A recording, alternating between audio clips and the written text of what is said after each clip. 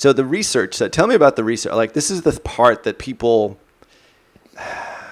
it's like they want to do it, but they don't really have the patience to do it. So our first copy chief was a guy who would spend like a week doing this kind of research. I don't know as if the one we have now or the one that we, just recently had, she went back to take care of her kids, but like how much time does this take?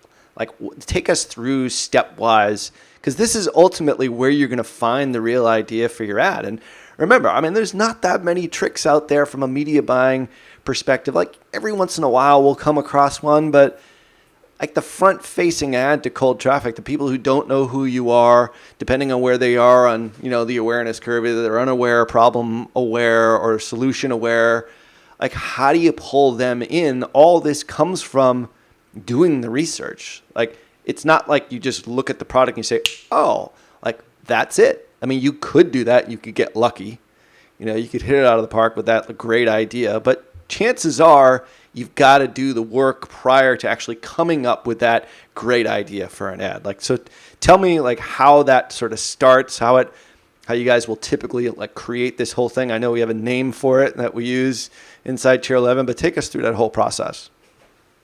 Yeah, I think it's a trap that people tend to fall into because it's easy of thinking the avatar or you can make up the avatar. I know we were guilty of that for years. I think the first 2 years I was there,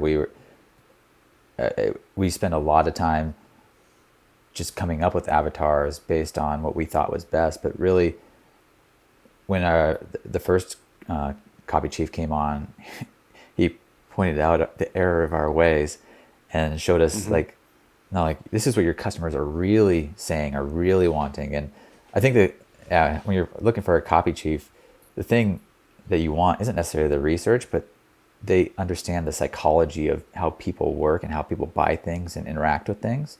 And that's just something it's a skill I don't necessarily have. And it's something that I'm very lucky to have found the copy chiefs that we've had along the way. Like they're some of the most interesting people to talk to, but they kind of all have put their own spin on the research and how it goes into, or how deep they go into it. But typically it's about a week, 5 days, like 5 business days is kind of what we allocate towards it. And I wouldn't even want to imagine how deep they go into things. Like they have special Chrome extensions that like gets rid of all the fluff in Google and goes straight to the forums and everything else and Reddit. And I don't know if that goes in like the dark web even, of pulling out the information that people are really saying about a product. So they'll go deep there. They'll go deep in like competitor reviews on Amazon, the overall space that a product would be in, they'd go into and really try to see how they can differentiate. And like I think the first copy chief would like happily go through like 10,000 reviews, like, and I don't. He would look for like word clouds. Like there's a bunch of other tools out there to find like the important things to people and things that you don't necessarily expect off the top. I remember we had, I don't remember what the exact product was, but it was something about babies. It was like a baby cream, and we were going one direction, and then the copy chief found like this really interesting angle about baby eczema. Like, unless you're a mom struggling with baby eczema, that's not something that you're going to really discover on your own. But through all the deep dive research, he'd found this little nugget that would easily be glossed over by anybody who's not looking for nuggets. And that was actually like the most powerful hook that we had for them.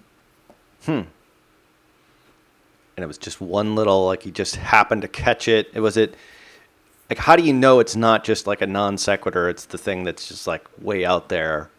And then you launch a campaign and you actually revolve around this idea, and then it just falls flat. Do you try and validate it with, okay, I found this thing on baby eczema, and then validate it more to just know that it's not just that one person, it's more of a common question that could then turn into a hook, ad copy, creative, images, video, all that stuff?